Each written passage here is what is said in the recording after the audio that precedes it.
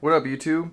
Absolute here, giving a show to my workspace for RCs, of course.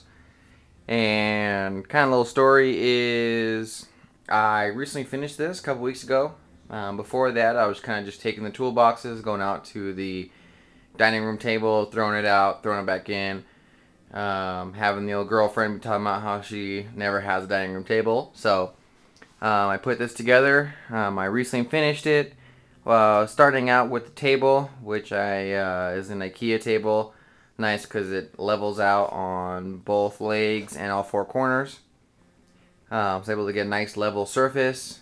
Also with the back, the pegboards, picked them up at Home Depot.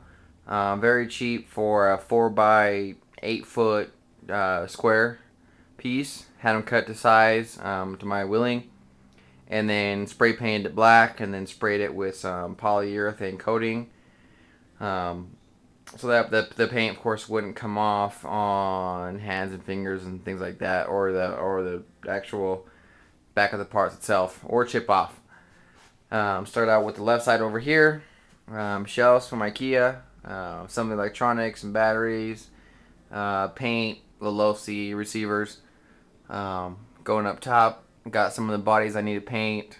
Got tons of them I need to paint. And then for the back, for example, the gearing, power stroke shocks have been sitting up there. Some Pro-Track parts, extra parts. Heat gun, glue gun, temp gun should be there, but it's in my bash bag. Some tapes, things like that. Shock, shaft tool, flush cutters, and then something that every hobbyist should have and not have to work with the little provided hex wrenches is a good set of hex tools. Bottom ones are metrics, what I use, but the top ones are standard. Especially with pinions, most of them are size or standard. Most people don't know that. Even on a whole metric truck, you'll still get standard size pinions. So people will strip out the insides, outsides really often, and that's speaking from personal experience as well. Over here you got the angled hexes, one of those tools that you don't know you can't live without until you finally get one.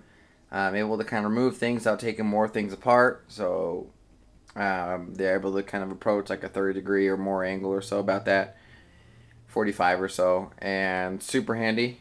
In here, one thing all hobbyists should have as well is you got your digital calipers. Super important for sure. Right here, I get a lot of questions about these everywhere, so I'll just answer it now. These are Crawford Engineering little jack stands.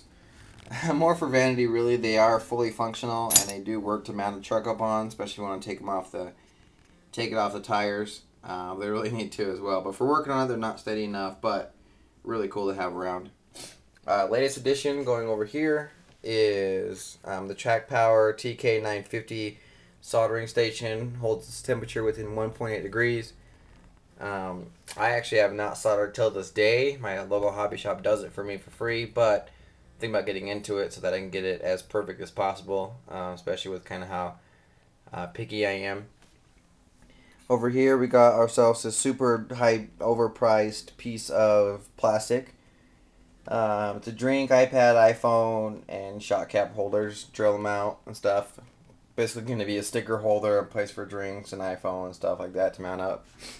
The lights that you see here, I ran them all through the back.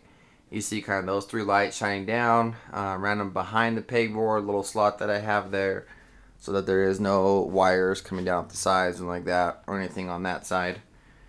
Parts bins, of course, nothing too special. Right here, diagram. Although the tracks two-wheel drives themselves, I know backwards and forwards, I could tell you what screw goes where, what size. But for example, with the 16 scale Traxxas, or maybe the four-wheel drive or something, I do not know. So printed it out, made it up. Definitely comes in handy. Just pull out quickly instead of having to go online and pull them when I need to.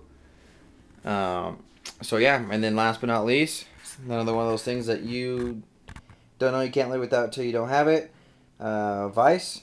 Underneath there you got the Husky toolboxes, my portable charging station. I'd have it permanent somewhere, and I still might, but I charge a lot on, like, in the living room when I take it to go watch TV and let the batteries charge before I run. And then air compressor. So with that, hope you enjoyed the old workstation. Definitely a step above of just taking the parts and throwing them on the dining room table until I'm ready to go. So peace out and take it easy.